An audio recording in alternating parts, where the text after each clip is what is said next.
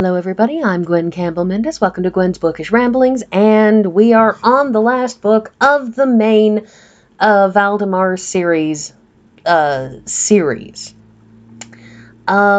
So after this, there will be only one more trilogy left, and then I probably will not return to this series again, even if I do read the Hills Have Spies set, however many of them that Ms. Lackey is intending to produce.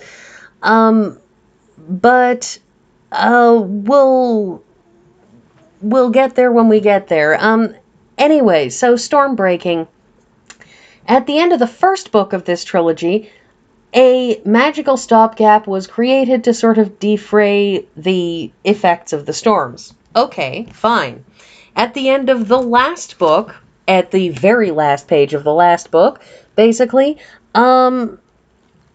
a second stopgap was put in place. Now, the first stopgap was to be treated as effectively breakwaters, that they've sort of got, magical sandbars up that are meant to defray the effects of these magical waves. This time, what they've done instead is created a counter wave, a relatively minor counter wave, but one that stalled out the storms enough that people would have some more time to, work out how to deal with the problem, and not suffer too severe side effects. The big issue, of course, was that while the storms were disorienting and would basically flatten any shields that anyone had up, the real problem was where the two storms collided, because you were dealing with two series of concentric circle ripples, like dropping two stones into a pond at the same time, creating points of intersection between those concentric outward going ripples.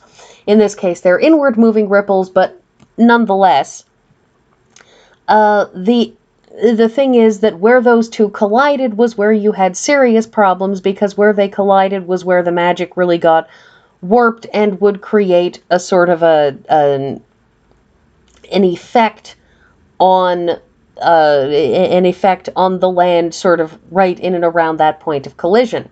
So if you can defray either one of those particular storms, you would manage to avoid the real problems, which were these so-called change circles. And at the end of the last book, they found a way to sort of defray one of them, but it was, again, not a permanent solution. It was, again, a stopgap.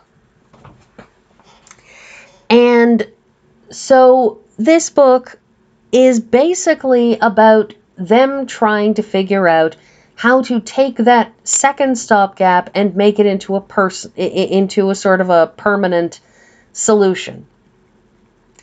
The idea being that they're at Urtho's tower, the Mage of Silence, this mage who was the leader in the war that was fought back in the Mage Wars trilogy, the Griffin trilogy.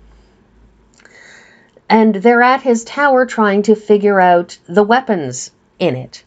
That is, Chorale and Andesha, who were sort of the two major characters on the Valdemaran side of things. And there is the third major character of former Duke Tremaine. We will get back to Grand Duke Tremaine momentarily. So Chorale, Andesha, Fire Song, and a bunch of Shinna in Kalinidral, and some Khaleda in, and various other people have all gathered at this tower, which is at the center of the Dorisha Plains, which is where the Shinna in live, and they're basically trying to figure out these things. And so they call in a scholar from Khaleda Inn, somebody who's actually studied the 2,000-year-old form of the language.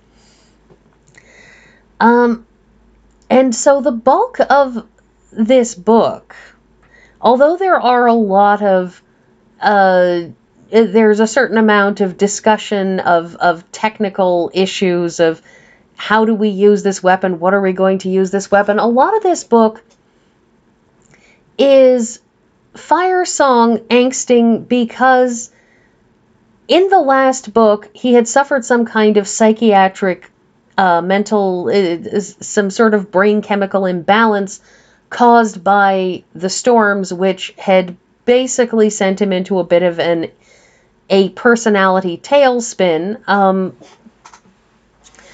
But he does have sort of that very attractive person issue of that he's very attractive, very talented, very self-confident, very outgoing, and along with the fact that he's very, very gay, it means that the pool of people for him to have as a romantic partner are very, very small, and it remains something of an issue for him in this book simply because he really, really, really wants that connection, and it's not one that's easy for him to find because people who are willing to go out with him want to go out with him because he's a powerful mage. They want to go out with him because he's clever. They want to go out with him because they want to be in a relationship with him because he's attractive. But they're not really attracted to him, the person. They are attracted to these particular attractive aspects. And so he kind of really, really wanted the life bond thing. And he has these conversations with Silver Fox, who is a Kestra Chern, which, if you recall, the Mage Wars series, the Kestra Chern is really something that we would definably call a therapist. They have mind healers. And these are people who would take on the roles of psychologists and psychiatrists, depending. But in the case of the Kestra Chern, these are people who are psychotherapists. These are people who do not do, like, grand labors of mental health issues. These are people who can act as physiotherapists and provide gentle physical exercises meant to help rebuild a person's physical self. They are mental health therapists, meaning they're people who are trained to provide somebody to talk to.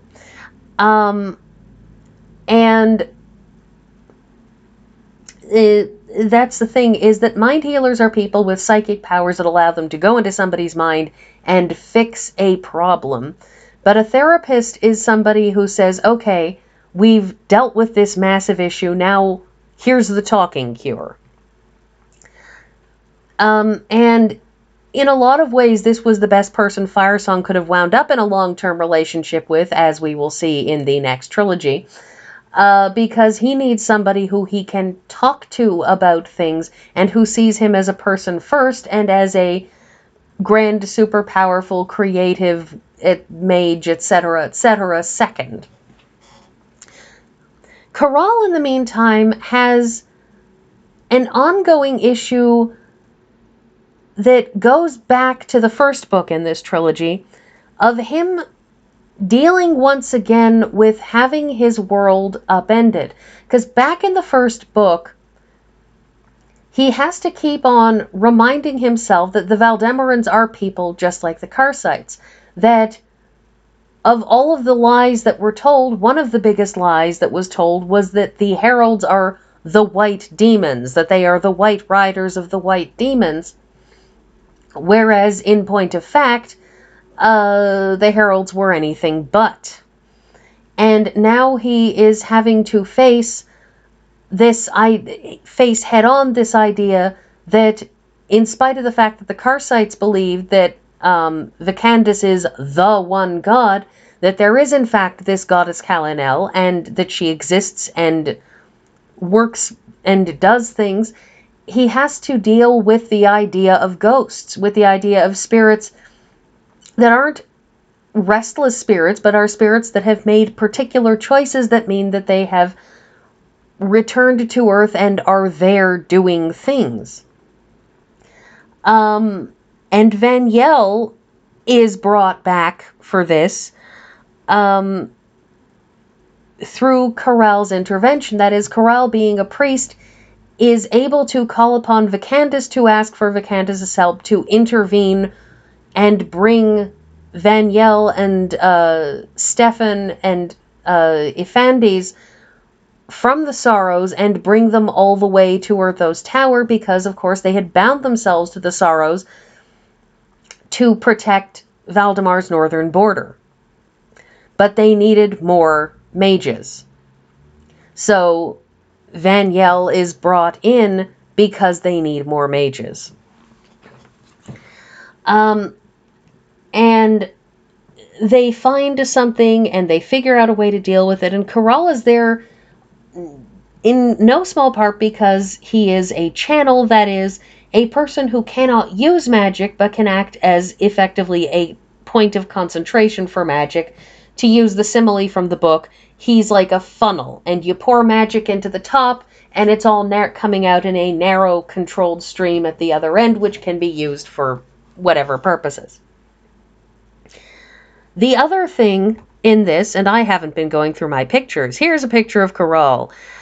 We have actually a lot that takes place in the Empire, because Baron Mellis, who was the other guy that the Emperor was considering making his heir, gets made his heir when it comes out at the Empire's end that Tremaine has broken away from the Empire. And Mellis is a very political creature.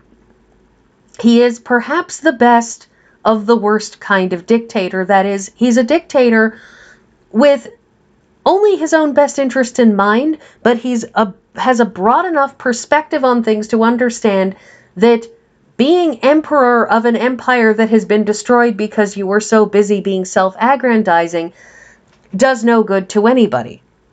So he works very, very hard to pull the empire back together, but you can see that this is a man who's going to rule with an iron fist and will not accept anything other than complete control. That being said, he's also aware of giving people the illusion of some sort of control, the illusion of some sort of freedom.